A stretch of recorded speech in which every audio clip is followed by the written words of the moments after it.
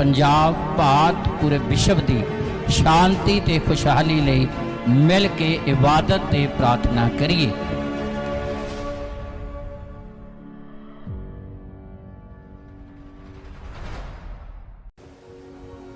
आदरयोग परमेश्वर दे दास ते आदरयोग सारी संगत नूं जय मसीह दी। परमेश्वर आप सारे नूं आशीष देवे और ये अज दा पवित्र दिन तुसां सारिਆਂ ਦੇ ਲਈ ਵੱਡੀ ਕਿਰਪਾ ਦੇ ਨਾਲ ਭਰਪੂਰ ਹੋਵੇ ਤੇ ਪਰਮੇਸ਼ਰ ਆਪਣੀਆਂ ਰਹਿਮਤਾਂ ਬਹਾਲ ਕਰੇ। ਅਗਲੇ ਹਫ਼ਤੇ 'ਚ ਜਦੋਂ ਅਸੀਂ ਆਈਏ ਤੇ ਸਾਡੇ ਜ਼ਬਾਨ ਦੇ ਉੱਤੇ ਢੇਰ ਸਾਰੀਆਂ ਗਵਾਹੀਆਂ ਹੋਣ ਤੇ ਸਾਡੀਆਂ ਬੇਨਤੀਆਂ ਪ੍ਰਾਰਥਨਾ ਦੇ परमेश्वर सानू उत्तर देवे तो असी आखिए कि सचमुच परमेश्वर जिहड़ा हज़ारां साल पहलां काम करता ही अज भी वो काम करता है। खुदा तुहानू बरकत देवे, वड्डी किरपा करे। परमेश्वर ने अपने वादे प्रतिज्ञा अपने नबियां दे द्वारा अगेतरियां कीतियां होईयां आ, पर है उन्हां दे लई जिहड़े अपना रिश्ता परमेश्वर के नाल स्थापित करते हैं, जिहड़े उहदी हजूरी च रहिंदे आ, जिहड़े उहदे नेड़े रहिंदे आ, वो परमेश्वर दीयां वड्डियां रहमतां नूं प्राप्त करते आ। जिस तरह असी चाहुंदे हुन्ने आ भी असी उत्थे क बैठीए जिथे पखे की सीधी हवा साडे उत्ते आवे। पखे की सीधी हवा हुण नहीं बोलती। मैं पिछे बैठा देखदा हुन्ना कई भाई भैन जदों आउंदे आ वो पहला उपर नूं देखदे आ। कई चिर तो मैनूं भी नहीं समझ आई की गल आ, फिर मेरी समझ आ गई भी ये पखा देखदे आ भी इत्थे पखा हैगा। वे हवा जिहड़ी है वो सीधी साडे उपर आवे तो गर्मी महसूस ना होवे। इहदा मतलब असी पखे दे नेड़े ते पखे दे हेठां गर्मी च रहना चाहुंदे आ। ते जे ये गल सानूं इन्नी क समझ हैगी आ तो फिर उपर वाले दी किरपा लैण लई उतों दूर रहना पऊ, फिर उहदे नेड़े ही रहना पऊ, तदी किरपा होगी। कई बारी साडा मोबाइल नहीं चलता, सही गलबात नहीं हुंदी, मोहरियों अगला करता रहिंदा, असीं कही जाने आ, असीं बोली जाने, वो भी बोली जाता, गल क्लीयर नहीं हुंदी। आखिर असीं की कहने आ, रेंज है नहीं। की है नहीं? इहदा मतलब तुहाडा मोबाइल टावर की रेंज दे विच होना चाहिदा आ, फिर क्लीयर गल होनी है। तो जे रेंज विच नहीं फिर नहीं पता लगना अगले ने की कहा तो तुसीं की कहा उदे कही जाना हाँ जी हाँ जी हाँ जी। तुसीं भावें तंदुरुस्त होवो, अगला कहे किद्दां सेहत खराब हुई, असीं कह देना हाँ जी।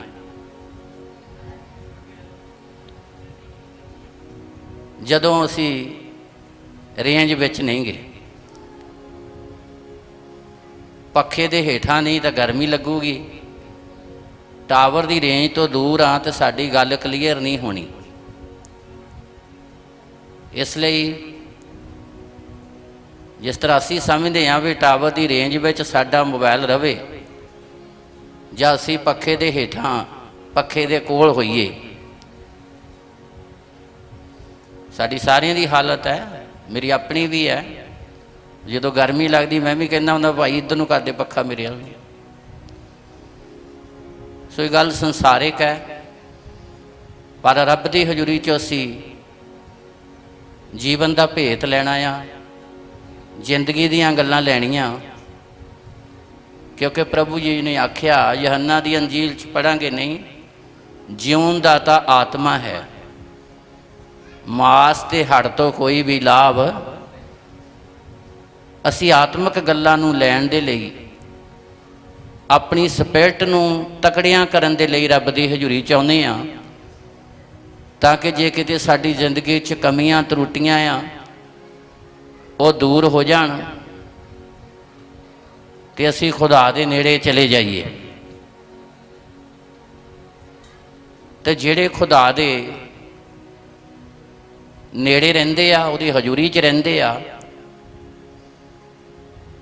ਉਹ ਪਰਮੇਸ਼ਰ ਦੀਆਂ ਆਸ਼ੀਸ਼ਾਂ ਨੂੰ ਆਪ ਵੀ ਪਾਉਂਦੇ ਆ ਤੇ ਉਹ ਪਰਮੇਸ਼ਰ ਦੀਆਂ ਰੂਹਾਨੀ ਤੇ ਜਿਸਮਾਨੀ ਆਸ਼ੀਸ਼ਾਂ ਦੁਨੀਆ ਨੂੰ ਵੀ ਦਿਵਾਉਂਦੇ ਆ,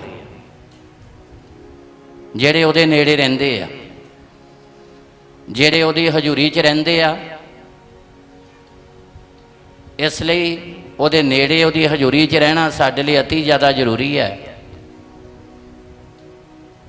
ਤਾਂ ਜਿਹੜੇ ਉਹਦੇ ਨੇੜੇ ਰਹਿੰਦੇ, ਉਹਦੀ ਹਜ਼ੂਰੀ 'ਚ ਰਹਿੰਦੇ ਆ, ਉਹਨਾਂ ਦੇ ਲਈ ਪਰਮੇਸ਼ਰ ਨੇ ਹਿਜ਼ਕੀਏਲ ਨਬੀ ਦੇ ਦੁਆਰਾ ਇਹ ਵਚਨ ਬੋਲੇ, ਇਹ ਘੋਸ਼ਣਾ ਕੀਤੀ ਹੈ। ਹਿਜ਼ਕੀਏਲ ਦੀ ਪੁਸਤਕ 34 ਅਧਿਆਏ ਉਹਦੀ 26 ਐਤ ਪੜ੍ਹੀਏ। ਅਤੇ ਮੈਂ ਉਹਨਾਂ ਨੂੰ ਅਤੇ ਉਹਨਾਂ ਅਸਥਾਨਾਂ ਨੂੰ ਜੋ ਮੇਰੇ ਪਰਬਤ ਦੇ ਆਲੇ ਦੁਆਲੇ ਹਨ ਬਰਕਤ ਦਾ ਕਾਰਨ ਬਣਾਵਾਂਗਾ। ਹਾਂ, ਅਤੇ ਬਹੁਤ ਸਿੰਪਲ ਔਰ ਸਧਾਰਨ ਅਸੀਂ ਸਮਝ ਸਕਦੇ ਹਾਂ। ਪਰਮੇਸ਼ਰ ਆਪਣੇ ਨਬੀ ਹਿਜ਼ਕੀਏਲ ਦੇ ਦੁਆਰਾ ਇਹ ਗੱਲ ਨੂੰ ਬਿਆਨ ਕਰਦਾ ਆ, ਘੋਸ਼ਣਾ ਕਰਦਾ ਆ ਬਰਕਤ ਦੀ, ਆਸ਼ੀਸ਼ ਦੀ, ਰਹਿਮਤ ਦੀ, ਦਇਆ ਦੀ। ਪੜ੍ਹੀਏ ਔਰ ਧਿਆਨ ਨਾਲ ਸੁਣੀਏ। ਮੈਂ ਉਹਨਾਂ ਨੂੰ ਅਤੇ ਉਹਨਾਂ ਅਸਥਾਨਾਂ ਨੂੰ ਜੋ ਮੇਰੇ ਪਰਬਤ ਦੇ ਆਲੇ ਦੁਆਲੇ ਹਨ, ਉਹਨਾਂ ਨੂੰ ਤੇ ਉਹਨਾਂ ਸਥਾਨਾਂ ਨੂੰ, ਦੋਨਾਂ ਗੱਲਾਂ ਦਾ ਜ਼ਿਕਰ ਹੈ। ਤੁਹਾਡਾ ਤੇ ਤੁਹਾਡੇ ਘਰਾਂ ਦਾ, ਤੁਹਾਡੇ ਰਹਿਣ ਦੇ ਸਥਾਨਾਂ ਦਾ। ਆਪਾਂ ਸਾਰੇ ਹੀ ਚਾਹੁੰਦੇ ਸਾਡੇ ਘਰ 'ਚ ਕਿਰਪਾ ਹੋਵੇ, ਘਰ 'ਚ ਰਹਿਣ ਵਾਲਿਆਂ ਤੇ ਕਿਰਪਾ ਹੋਵੇ, ਘਰ 'ਚ ਹਰ ਇੱਕ ਚੀਜ਼ ਦੇ ਉੱਤੇ ਕਿਰਪਾ ਹੋਵੇ। ਤੇ ਜਿਹੜੀ ਚੀਜ਼ ਹੈ ਨਹੀਂ ਉਹ ਵੀ ਸਾਡੇ ਘਰ 'ਚ ਆ ਜਾਵੇ।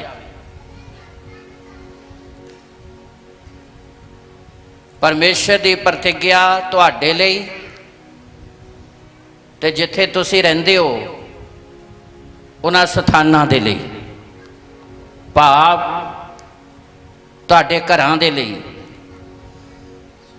ਤੁਹਾਡੇ ਡੇਰਿਆਂ ਲਈ, ਤੁਹਾਡੇ ਤੰਬੂਆਂ ਦੇ ਲਈ। ਹਿਜ਼ਕੀਏਲ ਪਰਮੇਸ਼ਰ ਦੀ ਆਸ਼ੀਸ਼ ਦੀ ਘੋਸ਼ਣਾ ਕਰਦਾ ਆ, ਪ੍ਰਤਿਗਿਆ ਕਰਦਾ ਆ, ਐਲਾਨ ਕਰਦਾ ਆ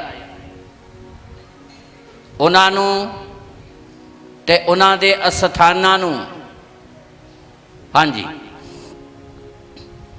ਅਤੇ ਮੈਂ ਉਹਨਾਂ ਨੂੰ ਅਤੇ ਉਹਨਾਂ ਅਸਥਾਨਾਂ ਨੂੰ ਜੋ ਮੇਰੇ ਪਰਬਤ ਦੇ ਆਲੇ ਦੁਆਲੇ ਹਨ। ਹਾਂ, ਪਰਮੇਸ਼ਰੀ ਹਜ਼ੂਰੀ।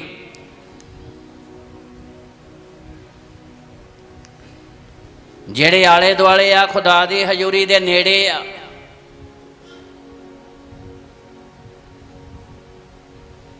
ਤੁਹਾਨੂੰ ਵੀ ਪਰਮੇਸ਼ਰ ਬਰਕਤ ਦੇਵੇਗਾ,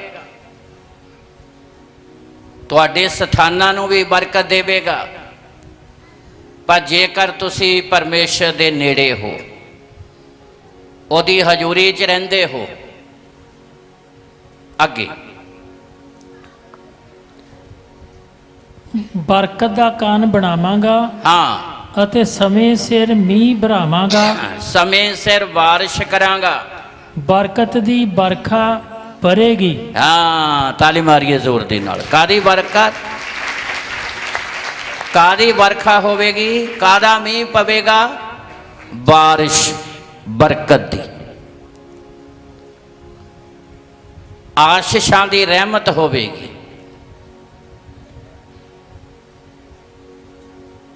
ਜਿਸ ਤਰ੍ਹਾਂ ਪਾਣੀ ਦੀ ਬਾਰਿਸ਼ ਹੁੰਦੀ ਹੈ ਇਦਾਂ ਪਰਮੇਸ਼ਰ ਆਪਣੀਆਂ ਰਹਿਮਤਾਂ ਦੀ ਵਾਰਿਸ਼ ਤੁਹਾਡੇ ਉੱਤੇ ਕਰੇਗਾ। ਪਰ ਉਹਨਾਂ ਦੇ ਲਈ ਜਿਹੜੇ ਉਹਦੇ ਨੇੜੇ ਰਹਿੰਦੇ ਨੇ।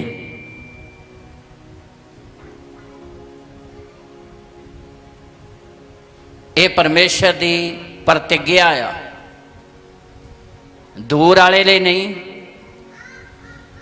ਜਿਹੜੇ ਉਹਦੀ ਹਜ਼ੂਰੀ 'ਚ, ਜਿਹੜੇ ਉਹਦੇ ਨੇੜੇ ਰਹਿੰਦੇ ਨੇ। ਬਰਕਤਾਂ ਦੀ ਬਾਰਿਸ਼ ਉਹਨਾਂ ਜ਼ਿੰਦਗੀਆਂ 'ਚ ਹੋਵੇਗੀ।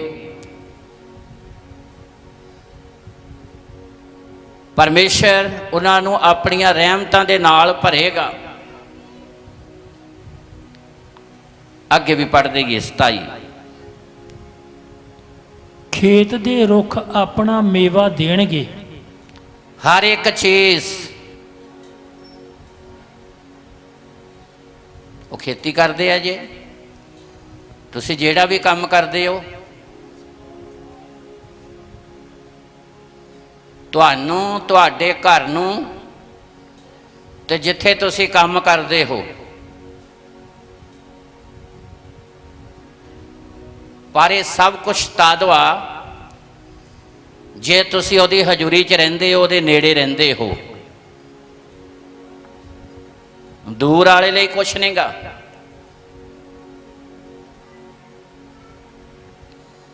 ਟਾਵਰ ਤੋਂ ਦੂਰ ਆ ਤੇ ਫਿਰ ਗੱਲ ਨਹੀਂ ਕਲੀਅਰ ਹੋਣੀ, ਜ਼ਮੀਨੀ ਤੌਰ ਤੇ ਕਿਸੇ ਰਿਸ਼ਤੇਦਾਰ ਨਾਲ ਗੱਲ ਨਹੀਂ ਹੋਣੀ।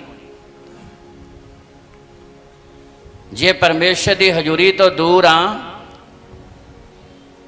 ਤਾਂ ਫਿਰ ਬਰਕਤਾਂ ਦੀ ਬਾਰਿਸ਼ ਨਹੀਂ ਹੋਣੀ, ਆਸ਼ੀਸ਼ਾਂ ਦੀ ਬਾਰਿਸ਼ ਨਹੀਂ ਹੋਣੀ, ਨਾ ਤੁਹਾਡੇ ਤੇ, ਨਾ ਘਰ ਤੇ ਨਾ ਤੁਹਾਡੀਆਂ ਚੀਜ਼ਾਂ ਤੇ। ਜੇ ਨੇੜੇ ਆ, ਜੇ ਉਹਦੀ ਹਜ਼ੂਰੀ 'ਚ ਆ, ਫਿਰ ਤੁਹਾਡੇ ਤੇ ਵੀ, ਤੁਹਾਡੇ ਘਰ 'ਚ ਵੀ, ਤੇ ਤੁਹਾਡੇ ਨਾਲ ਜੁੜੀ ਹਰ ਇੱਕ ਚੀਜ਼ ਦੇ ਵਿੱਚ। ਪੜ੍ਹੀਏ, ਧਿਆਨ ਨਾਲ ਸੁਣੀਏ 27 ਐਤ। ਅਤੇ ਖੇਤ ਦੇ ਰੁੱਖ ਆਪਣਾ ਮੇਵਾ ਦੇਣਗੇ। ਹਾਂ, ਜਿਹੜਾ ਤੁਸੀਂ ਕੰਮ ਕਰਦੇ ਹੋ, ਪਰਮੇਸ਼ਰ ਤੁਹਾਡੀ ਮਿਹਨਤ ਨੂੰ ਬਰਕਤ ਦੇਵੇਗਾ। ਖੇਤ ਦੇ ਰੁੱਖ ਆਪਣਾ ਮੇਵਾ, ਆਪਣਾ ਫਲ ਦੇਣਗੇ। ਹਾਂਜੀ, ਅਤੇ ਧਰਤੀ ਆਪਣੀ ਪੈਦਾਵਾਰ ਦੇਵੇਗੀ। ਤੇ ਧਰਤੀ ਵੀ ਆਪਣੀ ਪੈਦਾਵਾਰ ਦੇਵੇਗੀ। ਜਿਸ ਧਰਤੀ ਤੇ ਤੁਸੀਂ ਕੰਮ ਕਰੋਗੇ, ਜਿਹੜੀ ਤੁਸੀਂ ਮਿਹਨਤ ਕਰੋਗੇ, ਇਹ ਸਭ ਕੁਝ ਉਹਨਾਂ ਲਈ ਜਿਹੜੇ ਪਰਮੇਸ਼ਰ ਦੀ ਹਜ਼ੂਰੀ ਦੇ ਨੇੜੇ ਰਹਿੰਦੇ ਆ, ਵਿੱਚ ਰਹਿੰਦੇ ਆ। 26 ਐਤ 'ਚ ਪੜ੍ਹਿਆ, ਜਿਹੜੇ ਪਰਮੇਸ਼ਰ ਦੇ ਪਰਬਤ ਦੇ ਨੇੜੇ ਆ, ਉਹਨਾਂ ਲਈ ਆਸ਼ੀਸ਼ ਹੈ। ਜ਼ਿੰਦਗੀਆਂ ਲਈ, ਘਰਾਂ ਲਈ, ਉਹਨਾਂ ਦੇ ਕਾਰੋਬਾਰ ਦੇ ਲਈ। ਚਾਹੇ ਖੇਤ 'ਚ ਕੰਮ ਕਰਦੇ ਹੋ, ਚਾਹੇ ਕੋਈ ਕੰਮ ਕਰਦੇ ਹੋ, ਤੁਹਾਡੇ ਜਰੀਏ ਬਰਕਤ ਘਰ ਆਉਣੀ ਆ।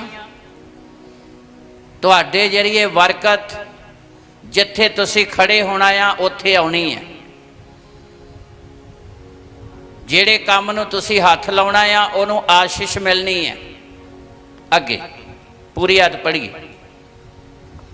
ਅਤੇ ਉਹ ਸੁੱਖ ਨਾਲ ਆਪਣੀ ਭੂਮੀ ਵਿੱਚ ਵਸਣਗੇ। ਕਿੱਦਾਂ ਵਸਣਗੇ? ਜਿੱਥੇ ਵੀ ਰਹਿੰਦੇ ਹੋ, ਸੁੱਖ ਨਾਲ ਵਸਣਗੇ। ਹਾਂਜੀ, ਅਤੇ ਜਦੋਂ ਮੈਂ ਉਹਨਾਂ ਦੀ ਪੰਜਾਲੀ ਦੀ ਰੱਸੀ ਖੋਲਾਂਗਾ, ਹਾਂ, ਅਤੇ ਉਹਨਾਂ ਦੇ ਹੱਥੋਂ ਜਿਹੜੇ ਉਹਨਾਂ ਨੂੰ ਗੁਲਾਮ ਬਣਾਉਂਦੇ ਹਨ ਛਡਾਵਾਂਗਾ। ਹਾਂ, ਹਾਲੇਲੂਇਆ। ਜਿਹੜੇ ਉਹਨਾਂ ਨੂੰ ਗੁਲਾਮ ਬਣਾਉਂਦੇ ਆ, ਪਰਮੇਸ਼ਰ ਕਹਿੰਦਾ ਮੈਂ ਕੀ ਕਰਾਂਗਾ। ਤੇ ਨਵੇਂ ਨੇਮ ਦੇ ਯੁੱਗ 'ਚ ਅਸੀਂ ਰਹਿ ਰਹੇ ਹਾਂ, ਪਵਿੱਤਰ ਆਤਮਾ ਦੇ ਯੁੱਗ 'ਚ ਅਸੀਂ ਰਹਿ ਰਹੇ ਹਾਂ, ਤੇ ਪਰਮੇਸ਼ਰ ਸਾਨੂੰ ਸਾਰੇ ਸ਼ੈਤਾਨ ਦੇ ਬੰਧਨਾਂ ਤੋਂ ਆਜ਼ਾਦ ਕਰੇਗਾ। ਹਰ ਤਰ੍ਹਾਂ ਦੇ ਸਰਾਪਾਂ ਤੋਂ, ਹਰ ਤਰ੍ਹਾਂ ਦੀਆਂ ਬਿਮਾਰੀਆਂ ਤੋਂ, ਹਰ ਤਰ੍ਹਾਂ ਦੇ ਰੋਗਾਂ ਤੋਂ, ਆਫਤਾਂ ਤੋਂ, ਮੁਸੀਬਤਾਂ ਤੋਂ ਇਹ ਸਾਰੀਆਂ ਆਸ਼ੀਸ਼ਾਂ ਜਿਹੜੇ ਖੁਦਾ ਦੀ ਹਜ਼ੂਰੀ 'ਚ ਰਹਿੰਦੇ ਨੇ, ਗੁਲਾਮੀ ਦੀ ਪਜਾਲੀ ਖੁਦਾ ਕਹਿੰਦਾ ਮੈਂ ਤੋੜ ਦਿਆਂਗਾ। ਇਸ ਲਈ ਸਾਡੇ ਲਈ ਜ਼ਰੂਰੀ ਆ ਅਸੀਂ ਪਰਮੇਸ਼ਰ ਦੀ ਹਜ਼ੂਰੀ 'ਚ ਰਹੀਏ, ਅਸੀਂ ਉਹਦੇ ਨੇੜੇ ਰਹੀਏ, ਤਾਂ ਕਿ ਸਾਡੇ ਜੀਵਨਾਂ ਦੇ ਵਿੱਚ ਪਰਮੇਸ਼ਰ ਦੀ ਰਹਿਮਤ ਦੀ ਬਾਰਿਸ਼ ਹੋਵੇ। ਹਾਂਜੀ, ਪੂਰੀ ਅਰਥ ਕਰੀਏ। ਅਤੇ ਉਹਨਾਂ ਦੇ ਹੱਥੋਂ ਜਿਹੜੇ ਉਹਨਾਂ ਨੂੰ ਗੁਲਾਮ ਬਣਾਉਂਦੇ ਹਨ ਛੁਡਾਵਾਂਗਾ, ਹਾਂ, ਤਾਂ ਉਹ ਜਾਣਨਗੇ ਕਿ ਮੈਂ ਯਹੋਵਾ ਹਾਂ। ਤਾਲੀ ਮਾਰੀਏ ਜ਼ੋਰ ਦੇ ਨਾਲ। ਫਿਰ ਕਹਿੰਦਾ ਉਹਨਾਂ ਨੂੰ ਪਤਾ ਲੱਗਣਾ ਵੀ ਇਹ ਪਰਮੇਸ਼ਰ ਨੇ ਕੰਮ ਕੀਤਾ ਹੈ। ਤਾਲੀ ਮਾਰੀਏ ਜ਼ੋਰ ਦੇ ਨਾਲ। ਫਿਰ ਖੁਦਾ ਤੁਹਾਡੇ ਲਈ ਕੰਮ ਕਰੇਗਾ। ਫਿਰ ਤੁਸੀਂ ਕਹੋਗੇ ਕਿ ਵਾਕਈ ਪਰਮੇਸ਼ਰ ਹੈਗਾ ਆ।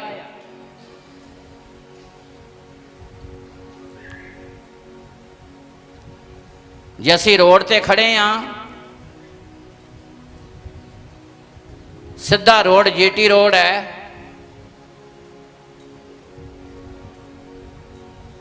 ਦੋ 3 ਕਿਲੋਮੀਟਰ ਤੇ ਕੋਈ ਇਨਸਾਨ ਖੜਾ ਆ, ਅਸੀਂ ਇਹ ਤਾਂ ਕਹਾਂਗੇ ਕੋਈ ਖੜਾ ਆ, ਪਰ ਇਹ ਨਹੀਂ ਅਸੀਂ ਕਲੀਅਰ ਕਰ ਸਕਦੇ ਵੀ ਖੜਾ ਕੌਣ ਹੈ। ਤਾਂ ਜਿਹੜਾ 10 ਫੁੱਟ ਦੇ ਕੋਲ ਸਾਡੇ ਖੜਾ ਆ, ਉਹਦੇ ਬਾਰੇ ਅਸੀਂ ਚੰਗੀ ਤਰ੍ਹਾਂ ਜਾਣਦੇ ਆ। ਨੇੜੇ ਤੇ ਦੂਰੀ 'ਚ ਇੰਨਾ ਅੰਤਰ ਹੈ। ਜਿਹੜੇ ਪਰਮੇਸ਼ਰ ਤੋਂ ਦੂਰ ਹੈ, ਉਹ ਇੰਨਾ ਤਾਂ ਜ਼ਰੂਰ ਜਾਣਦੇ ਆ ਵੀ ਰੱਬ ਹੈਗਾ ਆ। ਹਾਂਜੀ ਜੀ, ਸਾਰੇ ਇੱਕੋ ਹੀ ਹੈ, ਗੱਲ ਹੀ ਖਤਮ ਕਰ ਦਿੰਦੇ। ਸਾਰੇ ਹੀ ਹੈਗਾ ਆ ਜੀ। ਹੁਣ ਇਹ ਨਹੀਂ ਪਤਾ ਵੀ ਉਹ ਰਹਿੰਦਾ ਕਿੱਥੇ ਆ। ਤਾਲੀ ਮਾਰੀਏ ਜ਼ੋਰ ਦੇ ਨਾਲ। ਤਾਂ ਜਿਹੜੇ ਉਹਦੇ ਨੇੜੇ ਰਹਿੰਦੇ ਨੇ, ਉਹ ਫਿਰ ਦੁਨੀਆ ਨੂੰ ਵੀ ਦੱਸਦੇ ਆ ਵੀ ਯਿਸੂ ਮਸੀਹ ਮੁਕਤੀ ਦਾਤਾ ਹੈ, ਉਹ ਸਿਰਜਣਹਾਰਾ ਆ। ਜੋਤਿਸ਼ੀਆਂ ਨੂੰ ਇਹ ਤਾਂ ਪਤਾ ਲੱਗ ਗਿਆ ਕੋਈ ਰਾਜਕੁਮਾਰ ਪੈਦਾ ਹੋਇਆ। ਜੋਤਿਸ਼ ਦੇ ਗਿਆਨ ਦੇ ਨਾਲ, ਨਵੀਆਂ ਦੀਆਂ ਗੱਲਾਂ ਦੇ ਅਨੁਸਾਰ ਉਹਨਾਂ ਨੇ ਇਹ ਤਾਂ ਦੇਖ ਲਿਆ ਕਿ ਤਾਰਾ ਚੜਿਆ, ਕੋਈ ਰਾਜਕੁਮਾਰ ਪੈਦਾ ਹੋਇਆ, ਪਰ ਉਹਨਾਂ ਨੂੰ ਇਹ ਨਹੀਂ ਪਤਾ ਸੀ ਵੀ ਰਾਜਕੁਮਾਰ ਪੈਦਾ ਕਿੱਥੇ ਹੋਇਆ ਤੇ ਉਹ ਹੈ ਕੌਣ। ਤੇ ਪਤਾ ਕਦੋਂ ਲੱਗਾ? ਉਹੀ ਤਾਰਾ ਜਦੋਂ ਉਹਨਾਂ ਨੂੰ ਯਿਸੂ ਮਸੀਹ ਤੱਕ ਲੈ ਕੇ ਗਿਆ। ਤੇ ਉਹ ਆਪਣੇ ਦਿਮਾਗ ਦੇ ਨਾਲ ਰਾਜਾ ਹੈਰੋਦੇਸ ਕੋ ਚਲੇ ਗਏ। ਉਹ ਕਹਿੰਦੇ ਜੀ ਅਸੀਂ ਤਾਰਾ ਚੜਿਆ ਵੇਖਿਆ, ਕੋਈ ਰਾਜਕੁਮਾਰ, ਕੋਈ ਵੱਡੀ ਹਸਤੀ ਪੈਦਾ ਹੋਈ ਹੈ। ਉਹ ਹੈਰੋਦੇਸ ਕੋਲ ਕਿਉਂ ਗਏ? ਵੇ ਰਾਜਕੁਮਾਰ ਤਾਂ ਫੇ ਰਾਜੇ ਦੇ ਘਰ ਹੀ ਪੈਦਾ ਹੋਇਆ ਹੋਣਾ। ਉਹ ਮੋਹਰਿਓਂ ਕਹਿੰਦਾ ਜੀ ਮੈਨੂੰ ਨਹੀਂ ਪਤਾ, ਭਾਲ ਕਰ ਲਓ ਤੇ ਜਦੋਂ ਤੁਹਾਨੂੰ ਮਿਲ ਜਾਵੇ ਮੈਨੂੰ ਵੀ ਦੱਸ ਦਿਓ। ਤੇ ਉਹ ਤਾਰਾ ਉਹਨਾਂ ਨੂੰ ਮੁਕਤੀ ਦਾਤੇ ਤੱਕ ਲੈ ਕੇ ਗਿਆ। ਇਸੇ ਲਈ 73 ਜ਼ਬੂਰ ਉਹਦੀ ਲਾਸਟ ਐਤ ਪੜੋ। ਪਰ ਪਰਮੇਸ਼ਰ ਦੇ ਨੇੜੇ ਰਹਿਣਾ ਮੇਰੇ ਲਈ ਚੰਗਾ ਹੈ। ਇਹ ਉਹ ਜ਼ਿੰਦਗੀਆਂ ਜਿਨ੍ਹਾਂ ਨੇ ਜੀਵਨ ਦੇ ਵਿੱਚ ਅਨੁਭਵ, ਤਜਰਬਿਆਂ ਨੂੰ, ਆਸ਼ੀਸ਼ਾਂ ਨੂੰ, ਖੁਦਾ ਦੀਆਂ ਰਹਿਮਤਾਂ ਨੂੰ ਪਾਇਆ।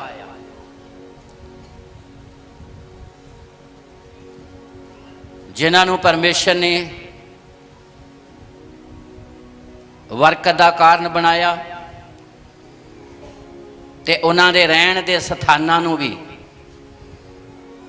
ਪਰਮੇਸ਼ਰ ਨੇ ਸਾਰੀ ਦੁਨੀਆ ਦੇ ਲਈ ਆਸ਼ੀਸ਼ ਦਾ ਕਾਰਨ ਬਣਾਇਆ। ਇਹ ਉਹ ਜ਼ਿੰਦਗੀ ਦਾਊਦ, ਜਿਹਦਾ ਨਗਰ ਸੀ ਬੈਤਲਹਮ,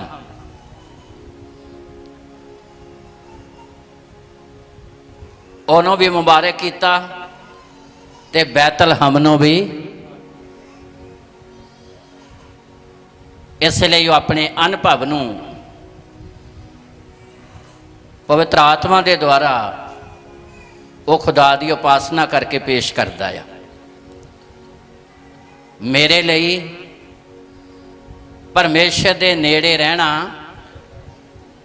ਚੰਗਾ ਹੈ, ਤਾਂ ਕਿ ਉਹਦੀਆਂ ਰਹਿਮਤਾਂ ਦੀ ਵਾਰਿਸ਼ ਹੁੰਦੀ ਰਹੇ।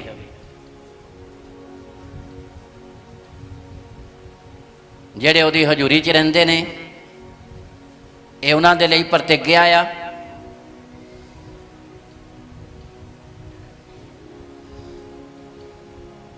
ਜਿਹੜਾ ਸਟੂਡੈਂਟ, ਵਿਦਿਆਰਥੀ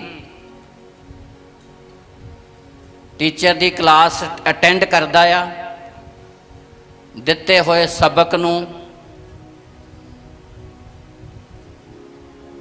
ਪੂਰਾ ਕਰਦਾ, ਯਾਦ ਕਰਦਾ ਆ, ਸਮਾਂ ਪਾ ਕੇ ਉਹਦੀ ਉਸ ਕੀਤੀ ਹੋਈ ਮਿਹਨਤ ਦਾ ਉਹਨੂੰ ਫਲ ਮਿਲਦਾ ਵੀ ਉਹ ਸਰਕਾਰੀ ਜੌਬ, ਨੌਕਰੀ ਤੇ ਲੱਗ ਜਾਂਦਾ ਆ। ਤਾਂ ਜਿਹੜੇ ਪੀਰੀਅਡ ਭੰਦੇ ਨੇ, ਸਕੂਲ ਦੇ ਆਲੇ ਦੁਆਲੇ ਬਾਹਰ ਹੀ ਘੁੰਮਦੇ ਰਹਿੰਦੇ ਨੇ, ਤੇ ਉਹਨਾਂ ਨੂੰ ਫਿਰ ਦਿਹਾੜੀਆਂ ਕਰਨੀਆਂ ਪੈਂਦੀਆਂ।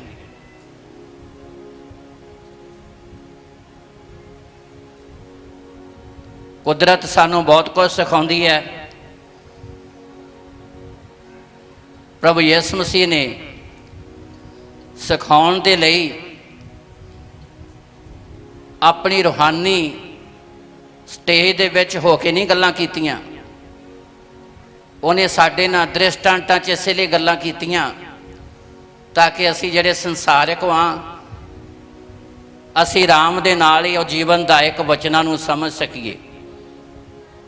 ਇਸ ਲਈ ਪ੍ਰਭੂ ਨੇ ਕਿਹਾ, ਤੁਸੀਂ ਧਰਤੀ ਦਾ ਲੂਣ ਹੋ। ਜੇ ਲੂਣ ਆਪਣਾ ਸਵਾਦ ਛੱਡ ਦੇਵੇ, ਫਿਰ ਇੱਦਾਂ ਦੀ ਕਿਹੜੀ ਵਿਧੀ, ਕਿਹੜਾ ਢੰਗ, ਕਿਹੜਾ ਤਰੀਕਾ ਆ ਵੀ ਉਹਨੂੰ ਸਵਾਦਲਾ ਬਣਾਇਆ ਜਾ ਸਕੇ। ਫਿਰ ਲਿਖਿਆ ਕਿ ਲੋਕ ਉਹਨੂੰ ਬਾਹਰ ਸੁੱਟ ਦਿੰਦੇ ਆ ਤੇ ਉਹ ਮਨੁੱਖਾਂ ਦੇ ਪੈਰਾਂ ਹੇਠ ਮਿੰਦਿਆ ਜਾਂਦਾ। ਜੇ ਲੂਣ ਆਪਣਾ ਸਵਾਦ ਛੱਡ ਦੇਵੇ, ਜੇ ਉਹਦੇ 'ਚ ਸਵਾਦ ਹੈ, ਟੇਸਟ ਹੈ, ਤੇ ਉਹ ਲੂਣ ਪਹਿਲਾਂ ਸਾਡੀ ਰਸੋਈ ਦਾ ਇੱਕ ਖਾਸ ਹਿੱਸਾ ਆ, ਉਸ ਤੋਂ ਬਾਅਦ ਦੇ ਵਿੱਚ ਸਾਡੀ ਜ਼ਿੰਦਗੀ ਦਾ ਵੀ ਇੱਕ ਖਾਸ ਹਿੱਸਾ ਹੈ। ਗੱਲ ਸਿੰਪਲ ਹੈ, ਪਰ ਸਾਨੂੰ ਸਮਝਾਉਣ ਦੇ ਲਈ ਮੱਤੀ 5:13 'ਚ ਪ੍ਰਭੂ ਯਿਸੂ ਮਸੀਹ ਨੇ ਇਹ ਗੱਲ ਕਹੀ। ਸਮਝਣਾ ਨਾ ਸਮਝਣਾ ਫਿਰ ਹੁਣ ਇਹ ਸਾਡੇ ਵੱਸ 'ਚ ਹੈ। ਦ੍ਰਿਸ਼ਟਾਂਤ, ਮਿਸਾਲਾਂ ਦੇ ਕੇ ਪ੍ਰਭੂ ਨੇ ਜ਼ਿੰਦਗੀ ਦਾ ਭੇਤ, ਸਫਲਤਾ ਦਾ ਭੇਤ ਸਾਨੂੰ ਸਿਖਾਇਆ ਆ। ਇਹ ਤਾਂ ਅਸੀਂ ਆਪ ਵੀ ਕਹਿ ਹੀ ਦਿੰਦੇ ਹਾਂ, ਕਾਕਾ ਨਾ ਪੜ੍ਹਿਆ ਦਿਹਾੜੀਆਂ ਕਰਨੀਆਂ ਪੈਣੀਆਂ, ਲਹਾਂਡੇ ਸਾਡੇ ਵਾਂਗੂ ਚੱਕਣੇ ਪੈਣੇ, ਕਹਿ ਹੀ ਦਿੰਦੇ ਅਸੀਂ, ਕਹਿੰਦੇ ਕਿ ਨਹੀਂ? ਤਾਂ ਜਿਵੇਂ ਉਹਦੇ ਤੇ ਵਿਸ਼ਵਾਸ ਕਰਕੇ ਵੀ ਅਸੀਂ ਉਹਦੀ ਹਜ਼ੂਰੀ 'ਚ ਨਾ ਰਹੇ, ਤਾਂ ਫਿਰ ਵੀ ਸੋਚ ਲਓ, ਫਿਰ ਐਵੇਂ ਅਬਾ ਗਾਉਣ ਦੇ ਚੱਕਰ 'ਚ ਰਵਾਂਗੇ। ਆ ਗਏ ਚਲੇ ਗਏ, ਆ ਗਏ ਚਲੇ ਗਏ, ਫਿਰ ਸਾਲ ਗਿਣੀ ਜਾਓ, ਇੰਨੇ ਸਾਲ ਹੋ ਗਏ ਜੀ। ਹੁਣ ਜੇ ਇੱਕ ਵਿਦਿਆਰਥੀ ਉਹ ਪੜ੍ਹੇ ਹੀ ਨਾ, ਪੜ੍ਹੇ ਹੀ ਨਾ, ਪੜ੍ਹੇ ਹੀ ਨਾ,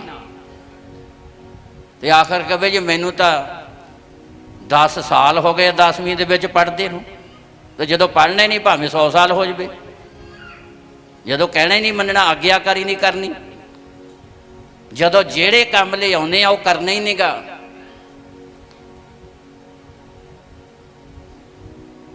ਇਸ ਲਈ ਦਾਊਦ ਇਸ ਗੱਲ ਨੂੰ ਪੇਸ਼ ਕਰਦਾ ਆ, ਮੇਰੇ ਲਈ ਪਰਮੇਸ਼ਰ ਦੇ ਨੇੜੇ ਰਹਿਣਾ ਚੰਗਾ ਆ। क्योंकि जिहड़ी वारिश ਉਹਦੇ नेड़े रहन नाल होनी आ, आनंद आउणा आ, मेहनत का फल मिलना आ, वो दूर रह के मिलना।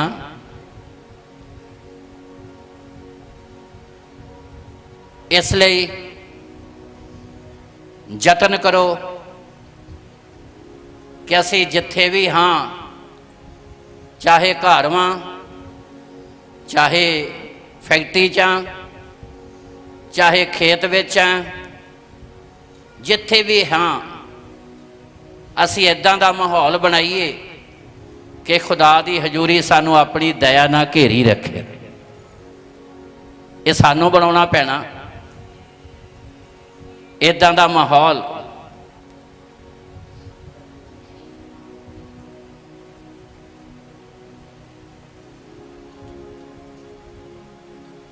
ते खुदा अपनियां रहमतां दे नाल फिर सानू भरेगा।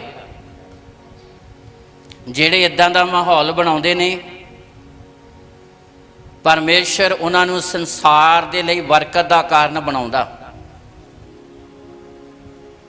मेहनत व्यर्थ नहीं जावेगी जे असीं उहदी हजूरी च रह के करदे हां। पराइयां कौमां ते पवित्र आत्मा की दात जदों पहली बारी बहाई गई तो वह करनेलियस सूबेदार के घर तो शुरू हुई। करनेलियस, ओदा घर, ओदे बच्चे, ओदे रिश्तेदार, साक संबंधी, दोस्त मित्रां ते ताली मारिए जोर दे।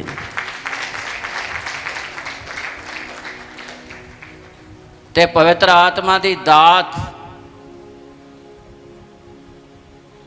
जिहड़ी उत्तम आशीष है, जिहदे विच जिंदगी, हमेशा की जिंदगी, हमेशा का आनंद, हमेशा की शांति है। उत्तम वस्तु यह है। बाकी सारिया वस्तुओं की सीमा हद वा, पवित्र आत्मा विच जीवन है हमेशा का। पराइयां कौमां ते पहली बारी पवित्र आत्मा की दात जिहड़ी बहाई गई,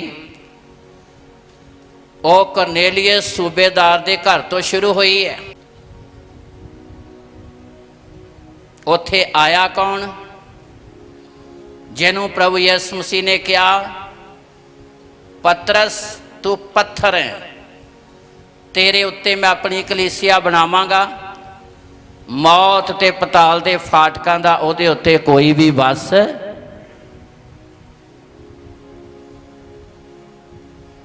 ते पतरस उस घर च आया किदां? ये परमेश्वर की योजना। परमेश्वर ने अपना स्वर्ग दूत करनेलियस दे घर भेजिया, तुहाडे ते जिथे तुसी रहिंदे हो, तुहाडे घर नूं, तुहाडे परिवार नूं, तुहाडे रिश्तेदार साग संबंधियां नूं परमेश्वर अपनी रहमत की वारिश नाल भरपूर करूगा।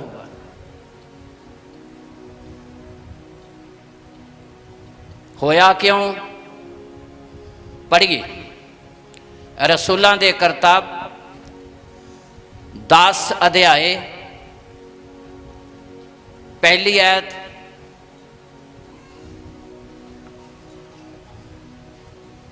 कैसरिया विच करनेलियस करके एक मनुख सी। कैसरिया विच करनेलियस करके एक मनुख सी, जिहड़ा इतालियानी नामे एक इटालियन नामे एक पलटन दा सूबेदार सी। आम नहीं सी, खास सी। सूबेदार सी, अहदे वाला सी। ਡਿਊਟੀ ਵਾਲਾ ਬੰਦਾ ਸੀ, ਸਰਕਾਰੀ ਨੌਕਰੀ ਕਰਦਾ ਸੀ।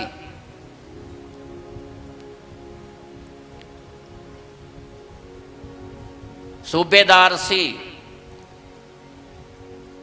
ਸਮੇਂ ਨਾਲ ਡਿਊਟੀ ਜਾਣ ਵਾਲਾ, ਜਿਹਦੇ ਕੋ ਕਹਿ ਸਕਦੇ ਵੀ ਟਾਈਮ ਵੀ ਨਹੀਂ ਡਿਊਟੀ ਤੋਂ। ਆਪਾਂ ਸਧਾਰਨ ਸਾਡੇ ਕੋ ਕਿੰਨਾ ਟਾਈਮ ਆ, ਪਰ ਇਹ ਸੂਬੇਦਾਰ ਸੀ, ਅਹੁਦੇਦਾਰ ਸੀ। ਅੱਗੇ ਪੜ੍ਹੀਏ। ਉਹ ਧਾਰਮੀ ਲੋਕ ਅਤੇ ਆਪਣੇ ਸਾਰੇ ਟੱਬਰ ਸਣੇ ਪਰਮੇਸ਼ਰ ਦਾ ਭਉ ਕਰਨ ਵਾਲਾ ਸੀ। ਫਿਰ ਦੂਸਰੀ ਗੱਲ, ਉਹ ਧਰਮੀ ਸੀਗਾ, ਰੱਬ ਦਾ ਡਰ ਮੰਨਣ ਵਾਲਾ ਸੀ। ਤੀਸਰੀ ਗੱਲ, ਸਾਰੇ ਟੱਬਰ ਸਣੇ ਇਹ ਕੁਆਲਿਟੀਆਂ, ਇਹ ਗੁਣ ਉਹਦੇ ਵਿੱਚ ਸੀ।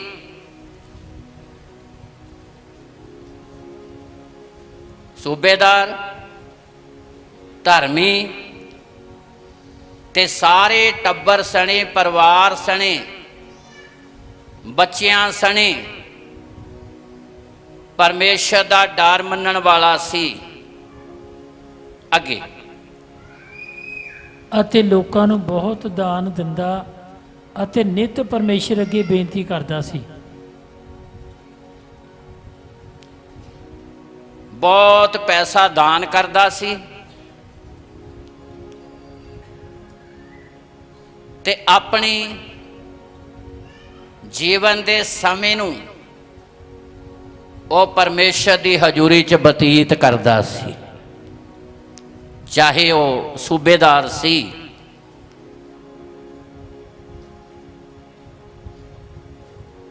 ਇਹ ਉਹਦੇ 'ਚ ਕੁਆਲਿਟੀਆਂ ਸੀ, ਗੁਣ ਸੀਗੇ। ਨੌਕਰੀ ਪੇਸ਼ੇ ਵਾਲਾ ਵੀ ਹੈ, ਖੁਦਾ ਪ੍ਰਸਤ ਵੀ ਹੈ ਤੇ ਬੱਚਿਆਂ ਨੂੰ ਵੀ ਗਾਈਡ ਕਰਨ ਵਾਲਾ ਆ।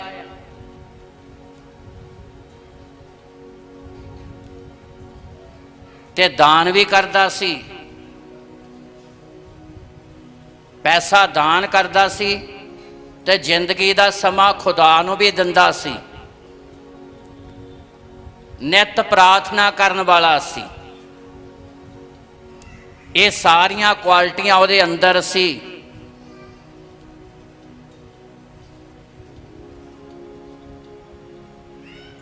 ਆਪਾਂ ਸਧਾਰਨ ਵਾਂ, ਕਿੰਨਾ ਟਾਈਮ ਆਪਣੇ ਕੋਲ ਹੈ।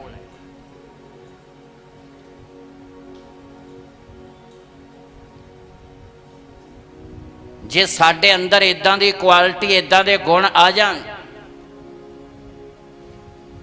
ਤੇ ਜੇ ਪਰਮੇਸ਼ਰ ਇਸ ਮਨੁੱਖ ਨੂੰ ਇਸਤੇਮਾਲ ਕਰ ਸਕਦਾ ਆ,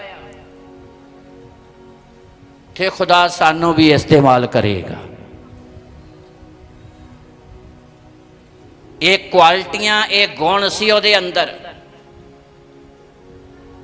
ਰਹਿਮਤ ਦੀ ਵਾਰਿਸ਼ ਹੁੰਦੀ ਕਦੋਂ ਆ?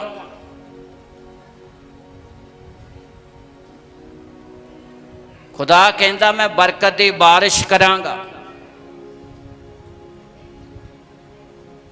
ਅੱਗੇ ਪੜ੍ਹੀਏ। ਅਤੇ ਉਹਨੇ ਦਿਨ ਦੇ ਤੀਏ ਕੁ ਪਹਿਰ ਦਰਸ਼ਨ ਪਾ ਕੇ ਸਾਬ ਵੇਖਿਆ ਵੀ ਪਰਮੇਸ਼ਰ ਦਾ ਇੱਕ ਦੂਤ ਉਹਦੇ ਕੋਲ ਅੰਦਰ ਆਇਆ ਅਤੇ ਉਹਨੂੰ ਆਖਿਆ, ਹੇ ਕਰਨੇਲੀਅਸ। ਉਹਨੇ ਉਸ ਦੀ ਵੱਲ ਧਿਆਨ ਕਰਕੇ ਵੇਖਿਆ ਅਤੇ ਡਰ ਕੇ ਕਿਹਾ, ਪ੍ਰਭੂ ਜੀ ਕੀ ਹੈ? ਬਸ, ਜੇ ਇਹ ਕੁਆਲਿਟੀਆਂ ਸੀ ਤੇ ਪਰਮੇਸ਼ਰ ਨੇ ਉਹਦੀ ਮਿਹਨਤ ਦਾ, ਉਹਦੀਆਂ ਬੇਨਤੀਆਂ ਪ੍ਰਾਰਥਨਾ ਦਾ, ਜੋ ਕੁਛ ਉਹ ਦਾਨ ਦਿੰਦਾ ਸੀ, ਉਹਨਾਂ ਸਾਰਿਆਂ ਦਾ ਇੱਕ ਦਿਨ ਪਰਮੇਸ਼ਰ ਨੇ ਉਹਨੂੰ ਉੱਤਰ ਦਿੱਤਾ। ਦਿਨ ਦੇ ਤੀਏ ਪਹਿਰ ਸਾਫ਼ ਦਰਸ਼ਨ ਵਿੱਚ ਉਹਨੇ ਵੇਖਿਆ ਕਿ ਪਰਮੇਸ਼ਰ ਦਾ ਇੱਕ ਫਰਿਸ਼ਤਾ ਉਹਦੇ ਨਾਲ ਗੱਲ ਕਰ ਰਿਹਾ ਆ।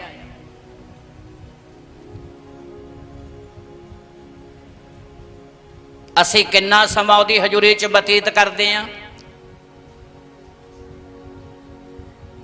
ਕਿੰਨਾ ਸਾਡੇ ਅੰਦਰ ਪਰਮੇਸ਼ਰ ਦਾ ਡਰ ਵਾ।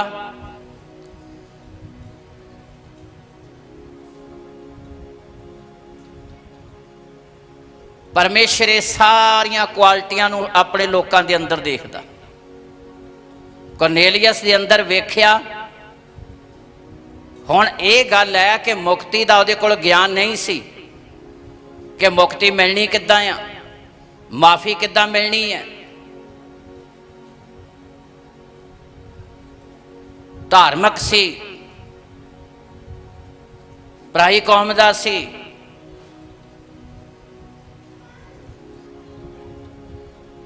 ਪੜ੍ਹੀਏ, ਧਿਆਨ ਨਾਲ ਸੁਣੀਏ।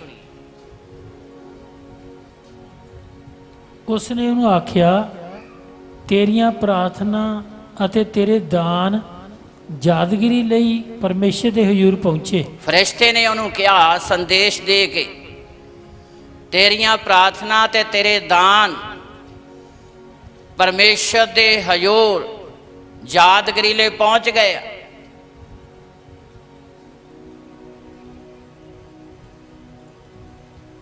ਦੂਤ ਨੇ ਇਹ ਗੱਲ ਕਹੀ, ਹੇ ਕਰਨੇਲੀਅਸ। ਫਿਰ ਪੜ੍ਹੀਏ, ਧਿਆਨ ਨਾਲ ਸੁਣੀਏ। 3 ਐਤ। ਹਾਂਜੀ।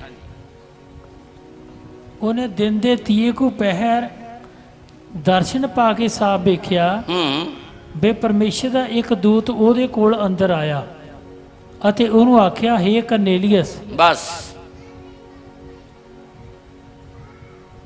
ਫਰਿਸ਼ਤਾ ਕਹਿ ਰਿਹਾ ਆ ਉਹਨੂੰ,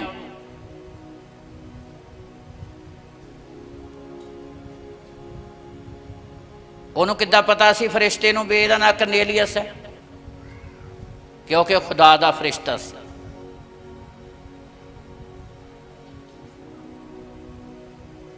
ਕਈ ਵਾਰੀ ਸਾਡੀ ਹਾਲਤ ਹੁੰਦੀ ਹੈ, ਮੈਂ ਅੱਗੇ ਵੀ ਕਈ ਵਾਰੀ ਦੱਸਿਆ,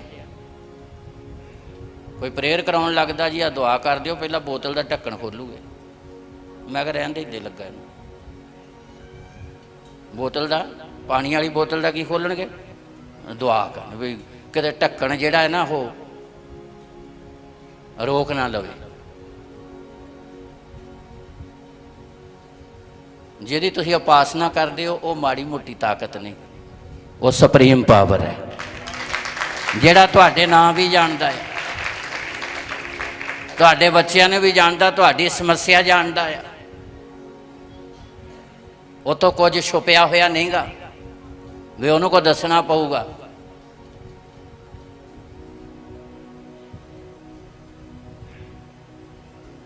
ਕਿ ਇੱਦਾਂ ਕਹਿੰਦੇ ਆ ਨਾਂ ਲਿਖ ਲਓ ਜੀ,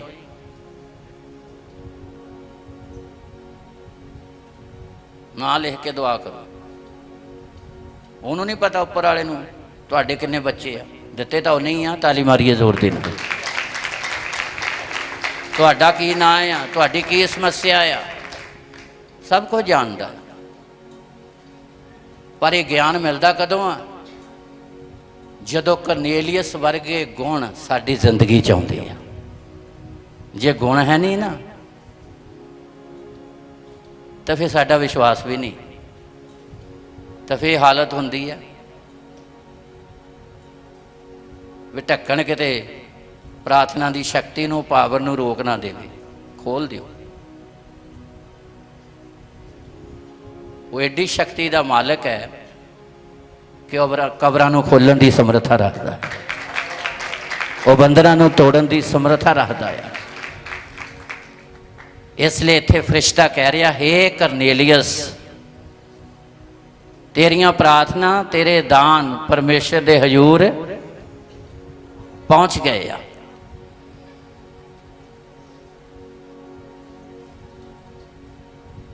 ਇਹ ਉਹਨਾਂ ਜ਼ਿੰਦਗੀਆਂ ਦੀ ਮਿਸਾਲ ਹੈ ਜਿਹੜੀਆਂ ਜ਼ਿੰਦਗੀਆਂ ਖੁਦਾ ਦੀ ਹਜ਼ੂਰੀ 'ਚ ਰਹਿੰਦੀਆਂ, ਜਿਹੜੀਆਂ ਨੇੜੇ ਰਹਿੰਦੀਆਂ ਆ।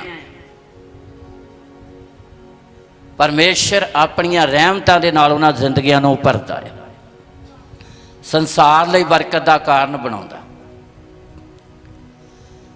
ਫਰਿਸ਼ਤੇ ਨੇ ਸੰਦੇਸ਼ ਦਿੱਤਾ, ਪਤਰਸ ਨੂੰ ਬੁਲਾ, ਉਹ ਤੈਨੂੰ ਜੀਵਨ ਦਾ ਭੇਤ ਦੇਵੇਗਾ।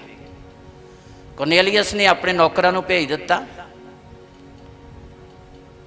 उधर नौकरां नूं भेजिया ते इधर उन्हें की कीता। ये क्वालिटियां आ, गुण वा जिहड़े खुदा दी हजूरी च रहिंदे आ, जिहड़े उहदे नेड़े रहिंदे आ। 24 आयत पढ़िए हुण। अगले भलक वो कैसरिया विच पहुंचे हाँ ਅਤੇ ਕਰਨੇਲੀਅਸ ਆਪਣੇ ਸਾਕਾਂ ਔਰ ਪਿਆਰੇ ਮਿੱਤਰਾਂ ਨੂੰ ਇਕੱਠੇ ਕਰਕੇ ਉਹਨਾਂ ਦਾ ਰਾਹ ਵੇਖ ਰਿਹਾ ਸੀ। हाँ हालेलुया। फरिश्ते ने संदेश दिता कि पतरस नूं बुला। उन्हें नौकर भेजे, पतरस आ गया। पतरस उधरों आ रहा आ ते इधर करनेलियस ने की कीता?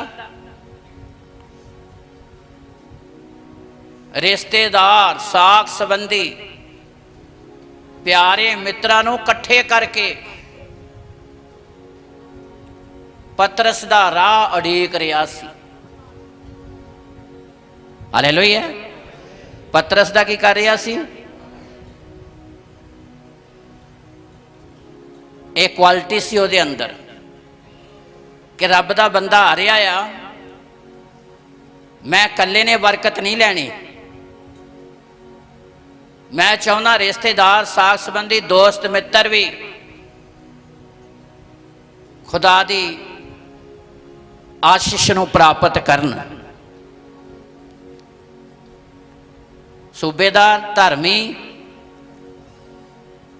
टब्बर सने खुदा दा डर मनण वाला, प्रार्थना करन वाला, दान देण वाला। ते गल इत्थे खत्म नहीं हुई, स्वार्थी नहीं सीगा। ते रिश्तेदार, दोस्त मित्रां दे लई भी चाहुंदा सी कि खुदा इन्हां ते भी किरपा करे। सारियां नूं इकट्ठे करके पतरस दा राह उड़ीक रहा सीगा। तो जदों पतरस आया, 44 आयत पढ़िए हुण, ध्यान नाल सुणीए। पतरस ये गल्लां करदा ही सी। लो जी हुण ध्यान नाल सुणना। आशीष आउंदी कदों आ? आशीष दी बरखा हुंदी कदों आ? दोस्त मित्र, रिश्तेदार, साख संबंधी सारे इकट्ठे कीते हुए सन।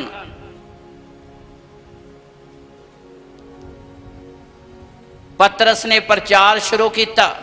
हाँ जी।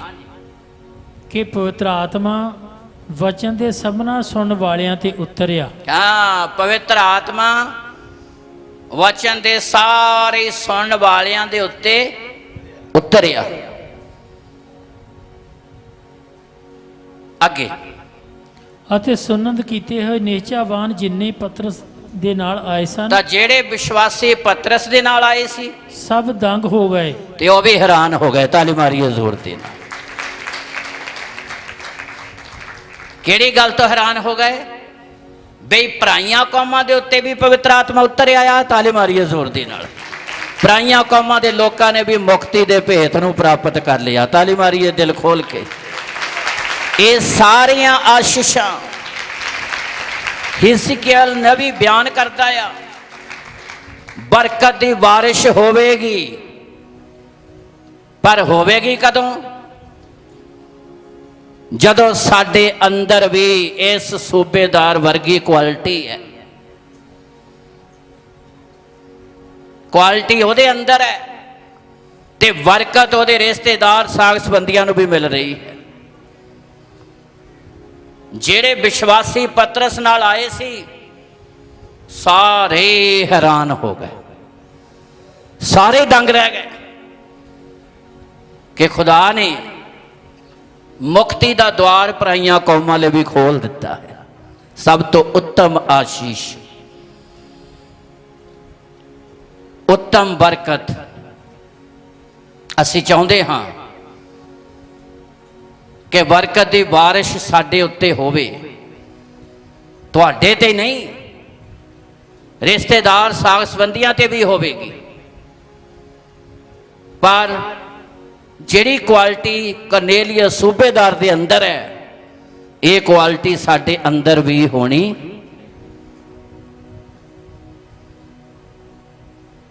ਆਪਣੀ ਜ਼ਿੰਦਗੀ ਦਾ ਸਮਾਂ ਉਹਨੂੰ ਦੇਈਏ। ਪੈਸਾ ਉਹ ਦਾਨ ਕਰ ਰਿਹਾ ਸੀ, ਬੱਚਿਆਂ ਨੂੰ ਸਿਖਾਲਣ ਵਾਲਾ ਸੀ, ਧਰਮੀ ਸੀ, ਚਾਹੁੰਦਾ ਸੀ ਕਿ ਦੋਸਤ ਮਿੱਤਰ ਰਿਸ਼ਤੇਦਾਰ ਵੀ ਬਚਾਏ ਜਾਣ। ਫਿਰ ਪੜ੍ਹੀਏ।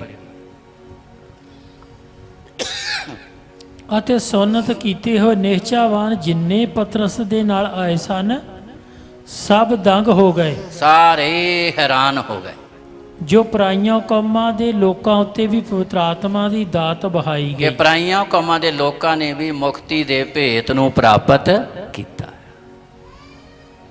ਹੈਰਾਨ ਹੋ ਗਏ ਵੀ ਇਹ ਕਿੱਦਾਂ ਹੋ ਗਿਆ।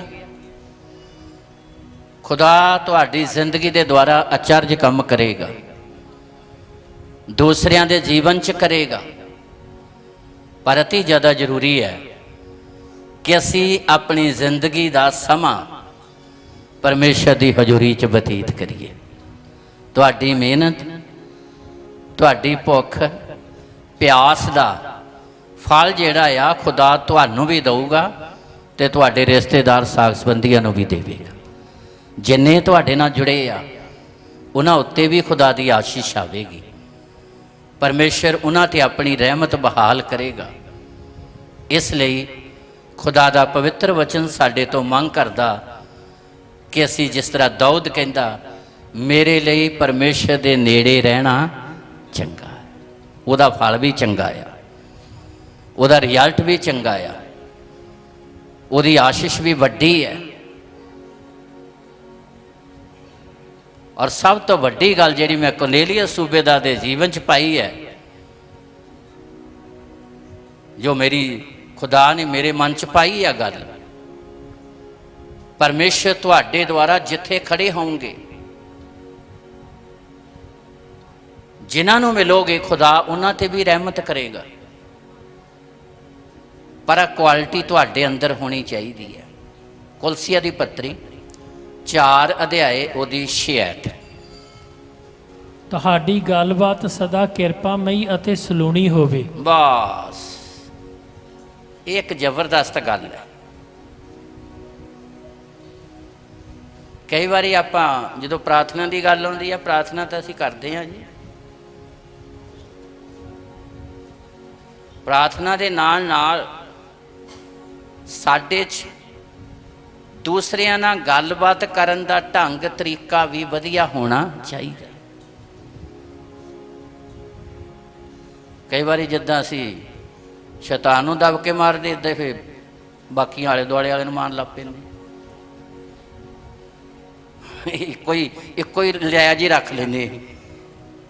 ਹਾਂਜੀ, ਜਿੱਦਾਂ ਇਹ ਸ਼ੈਤਾਨ ਨੂੰ ਦਬ ਕੇ ਮਾਰਦੇ, ਝਿੜਕਦੇ ਆ ਨਾ, ਕਈ ਵਾਰ ਉਹੀ ਕੀ ਕਰਨ ਲੱਗ ਪੈਂਦੇ ਆ, ਆਂਢੀਆਂ ਗੁਆਂਢੀਆਂ ਨੂੰ, ਰਿਸ਼ਤੇਦਾਰਾਂ ਨੂੰ, ਸਾਕ ਸੰਬੰਧੀਆਂ ਨੂੰ। ਫੇਰ ਕਿੱਥੇ ਲੱਗ ਗਿਆ ਆਉਣਾ ਨਹੀਂ, ਬੜਾ ਛੱਡੋ ਪਰੇ। ਹੁਣ ਇਹ ਸੂਬੇਦਾਰ ਦੇ ਲਾਗੇ ਕਿਉਂ ਆ ਰਹੇ ਸੀ ਮਿੱਤਰ, ਕਿਉਂ ਰਿਸ਼ਤੇਦਾਰ ਆ ਰਹੇ ਸੀ, ਕਿਉਂ ਟੱਬਰ ਸਾਰਾ ਕਹਿਣਾ ਮੰਨਦਾ ਸੀ? ਕਿਤੇ ਨਾ ਕਿਤੇ ਕੋਈ ਗੱਲ ਰਾਜ ਦੀ ਹੈਗੀ ਹੈ। ਪ੍ਰਾਰਥਨਾ ਕਰੋ, ਦਾਨ ਦਿਓ, ਉਹਦੀ ਹਜ਼ੂਰੀ 'ਚ ਸਮਾਂ ਬਤੀਤ ਕਰੋ, ਪਰ ਤੁਹਾਡੇ ਬੋਲਣ 'ਚ ਵੀ ਕੁਆਲਿਟੀ ਪੇਸ਼ ਹੋਣੀ ਚਾਹੀਦੀ ਹੈ। ਫਿਰ ਕਿਸੇ ਨੇ ਤੁਹਾਡੇ ਨੇੜੇ ਆਉਣਾ। ਤੇ ਜੇ ਤੁਸੀਂ ਦਬਕੇ ਮਾਰਦੇ ਰਹੇ, ਫਿਰ ਨਹੀਂ ਨੇੜੇ ਆਉਣਾ ਕਿਸੇ ਨੇ। ਗੱਲਬਾਤ ਕਰਨ ਦਾ ਢੰਗ ਤਰੀਕਾ ਵਧੀਆ ਹੋਣਾ ਚਾਹੀਦਾ। ਫਿਰ ਇਸ ਐਤ ਨੂੰ ਪੜ੍ਹੋ, ਮੈਂ ਖਤਮ ਕਰਨ ਲਈ ਜਾ ਰਿਹਾ। ਹਾਂਜੀ, ਤੁਹਾਡੀ ਗੱਲਬਾਤ ਸਦਾ ਕਿਰਪਾਮਈ ਅਤੇ ਸਲੂਣੀ ਹੋਵੇ। 2 ਗੱਲਾਂ, ਕਿਰਪਾਮਈ ਔਰ ਸਲੂਣੀ। ਤੁਹਾਡੀ ਗੱਲਬਾਤ ਦੇ ਵਿੱਚ ਮਿਠਾਸ ਇਦਾਂ ਦੀ ਹੋਣੀ ਚਾਹੀਦੀ ਵੀ ਉਹ ਖਿੱਚਿਆ ਜਾਵੇ, ਤੁਹਾਡੇ ਵੱਲ ਨੂੰ ਪ੍ਰਭਾਵਿਤ ਹੋਵੇ। ਇਦਾਂ ਨਾ ਹੋਵੇ ਵੀ ਉਹਨੂੰ ਤੁਹਾਡੀ ਗੱਲ ਤੋਂ ਇਦਾਂ ਦਾ ਝਟਕਾ ਲੱਗੇ ਵੀ ਜੇ ਅੱਗੇ ਤੁਹਾਡੇ ਕੋਲ ਕਿਲੋਮੀਟਰ ਤੇ ਰਹਿੰਦਾ ਸੀ ਤਾਂ ਹੁਣ 10 ਕਿਲੋਮੀਟਰ ਦੂਰ ਚਲ ਜਾਵੇ। ਜੇ ਕਿਲੋਮੀਟਰ ਦੂਰ ਰਹਿਣ ਵਾਲਾ ਸੀ ਨਾ ਤਾਂ ਤੁਹਾਡੇ ਨੇੜੇ ਆ ਜਾਵੇ। ਜੇ ਤੁਹਾਡੇ ਨੇੜੇ ਆਊਗਾ ਤਾਂ ਤਦੇ ਖੁਦਾ ਦੇ ਨੇੜੇ ਜਾਊਗਾ। ਤਾਲੀ ਮਾਰੀਏ ਜ਼ੋਰ ਦੇ ਨਾਲ। ਤੇ ਜੇ ਤੁਹਾਡੇ ਨਹੀਂ ਨੇੜੇ ਆਇਆ ਤਾਂ ਇਹ ਖੁਦਾ ਦੇ ਨੇੜੇ ਕਿੱਥੋਂ ਚਲ ਜਾਣਾ? ਐਦਾਂ ਦੀ ਗੱਲਬਾਤ ਨਾ ਕਰੋ ਵੀ ਕਿਲੋਮੀਟਰ ਤੇ ਰਹਿਣ ਵਾਲਾ ਅਗਲਾ ਕਹੇ ਨਹੀਂ 10 ਕਿਲੋਮੀਟਰ ਦੂਰੀ ਠੀਕ ਆ। ਪ੍ਰੇਰ ਕਰਨ ਵਾਲਿਆਂ ਦੇ ਜੀਵਨ 'ਚ ਵੀ ਇਹ ਕੁਆਲਿਟੀ ਆਉਣੀ ਚਾਹੀਦੀ ਹੈ। ਜੇ ਕੋਈ ਦਾਨ ਦਿੰਦਾ ਆ ਤੇ ਉਹਦੇ ਅੰਦਰ ਵੀ ਇਹ ਕੁਆਲਿਟੀ ਆਉਣੀ ਚਾਹੀਦੀ ਹੈ। ਜਿੰਨੇ ਤੁਸੀਂ ਕੰਮ ਕਰਦੇ ਹੋ ਉਹ ਕੁਆਲਿਟੀ ਆਉਣੀ ਚਾਹੀਦੀ ਹੈ। ਤੇ ਜੇ ਉਹ ਕੁਆਲਿਟੀ ਨਹੀਂ ਆਈ ਫਿਰ ਤੁਹਾਡੀ ਪ੍ਰਾਰਥਨਾ ਦਾ ਕੋਈ ਰਿਜ਼ਲਟ ਨਹੀਂ। ਕਿਹੜਾ ਕਹੂਗਾ ਜੀ ਖੰਡ ਖਾ ਕੇ ਤਾਂ ਮੇਰਾ ਮੂੰਹ ਕੌੜਾ ਹੋ ਗਿਆ? ਹਾਂਜੀ, ਕੋਈ ਕਹੂਗਾ? ਤੇ ਜੇ ਖੰਡ ਖਾ ਕੇ ਮੂੰਹ ਕੌੜਾ ਹੋਊਗਾ ਤਾਂ ਫਿਰ ਮਿੱਠਾ ਤਾਂ ਹੋਣਾ ਹੀ ਨਹੀਂ। ਜੇ ਦੁਆ ਕਰਨ ਤੋਂ ਬਾਅਦ ਵੀ ਸਾਡੇ 'ਚ ਕਿਰਪਾ ਵਾਲੀ ਗੱਲ ਹੀ ਨਹੀਂ ਆਈ, ਸਲੂਣੀ ਦਾ ਮਤਲਬ ਸਮਝਦੇ ਹੋ? ਕਿਸੇ ਫਿੱਕੀ ਚੀਜ਼ ਦੇ ਵਿੱਚ ਨਮਕ ਮਾੜਾ ਜਿਹਾ ਪਾ ਦਿਓ, ਟੇਸਟੀ ਬਣ ਜਾਂਦੀ ਹੈ। ਅਯੋਧ ਦੀ ਪੁਸਤਕ ਕੱਢ ਲਓ, 6 ਉਹਦੀ 6 ਐਤ ਪੜੋ। ਭਲਾ ਫਿੱਕੀ ਚੀਜ਼ ਲੂਣ ਤੋਂ ਬਿਨਾਂ ਖਾਈਦੀ ਹੈ? ਹਾਂ, ਇੱਕ ਕੁਐਸਚਨ ਹੈ, ਦੱਸੋ। ਕਹਿੰਦਾ ਜਿਹੜੀ ਫਿੱਕੀ ਚੀਜ਼ ਵਾ ਉਹ ਲੂਣ ਤੋਂ ਬਿਨਾਂ ਖਾਧੀ ਜਾ ਸਕਦੀ? ਇਹਦਾ ਮਤਲਬ ਫਿੱਕੀ ਚੀਜ਼ ਦੇ ਵਿੱਚ ਜਦੋਂ ਲੂਣ ਪੈ ਜਾਂਦਾ ਨਾ ਤੇ ਉਸ ਫਿੱਕੀ ਚੀਜ਼ ਟੇਸਟ ਆ ਜਾਂਦਾ ਹੈ। ਤਦੇ ਪ੍ਰਭੂ ਨੇ ਕਿਹਾ ਤੁਸੀਂ ਧਰਤੀ ਦਾ, ਤਾਲੀ ਮਾਰੀਏ ਜ਼ੋਰ ਦੇ ਨਾਲ, ਕੁਆਲਿਟੀ ਆਉਣੀ ਚਾਹੀਦੀ ਆ ਪ੍ਰੇਅਰ ਤੋਂ ਬਾਅਦ। ਪ੍ਰੇਅਰ ਕਰਨੀ ਵੀ ਆ ਔਰ ਕੁਆਲਿਟੀ ਵੀ ਆਵੇ, ਗੱਲਬਾਤ ਕਰਨ ਦਾ ਤਰੀਕਾ ਵੀ ਆਵੇ, ਅਗਲਾ ਨੇੜੇ ਆਵੇ ਤੁਹਾਡੇ।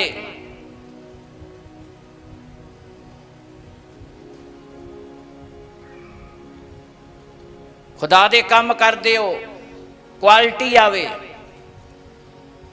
ਸਲੋਣੀ ਦਾ ਮਤਲਬ ਕਿਰਪਾ ਮਈ ਤੇ ਸਲੋਣੀ, ਗੱਲ 'ਚ ਟੇਸਟ ਹੋਵੇ। ਜਿੱਦਾਂ ਕਹਾਵਤਾਂ 'ਚ ਲਿਖਿਆ, ਇਦਾਂ ਵਚਨ ਜਿਹੜਾ ਤੁਹਾਡੇ ਮੁਖ 'ਚੋਂ ਨਿਕਲਦਾ ਇਦਾਂ ਦਾ ਟੇਸਟ ਆਉਣਾ ਚਾਹੀਦਾ।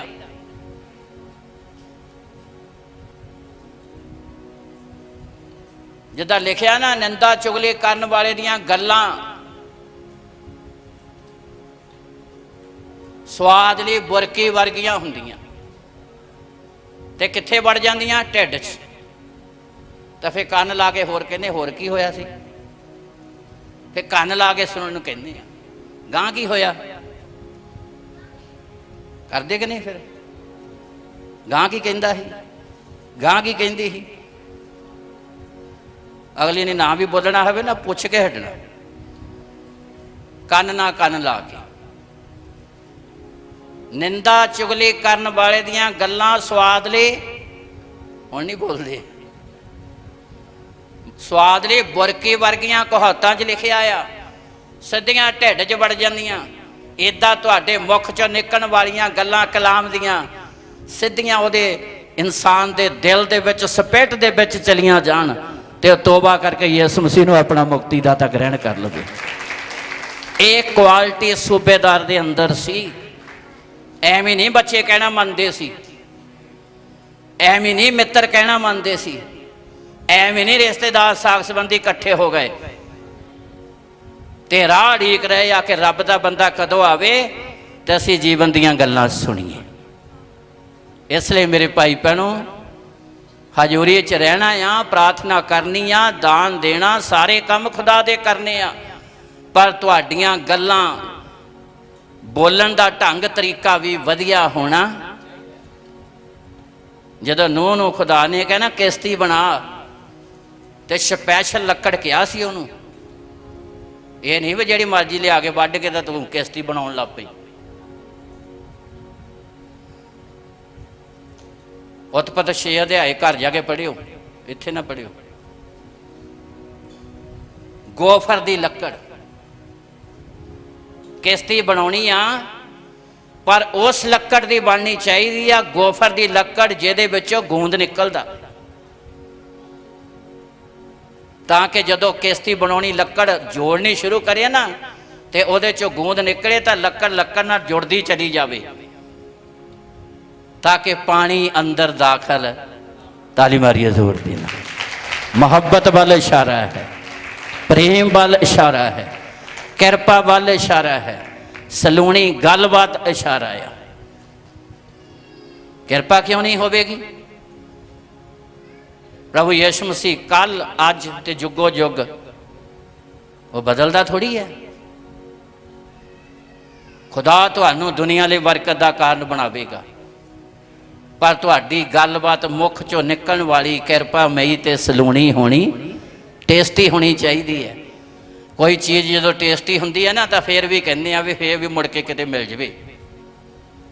ਕਿਸੇ ਜਗ੍ਹਾ ਦਾ ਖਾਣਾ ਟੇਸਟੀ ਹੋਵੇ, ਕਿਸੇ ਜਗ੍ਹਾ ਦੀ ਮਠਿਆਈ ਟੇਸਟੀ ਹੋਵੇ, ਤੇ ਆਪਾਂ ਨਿਆਣਿਆਂ ਨੂੰ ਵੀ ਕਹਿੰਦੇ, ਬੱਚਿਆਂ ਨੂੰ ਵੀ ਕਹਿੰਦੇ ਵੀ ਉੱਥੇ ਹੀ ਜਾਈ।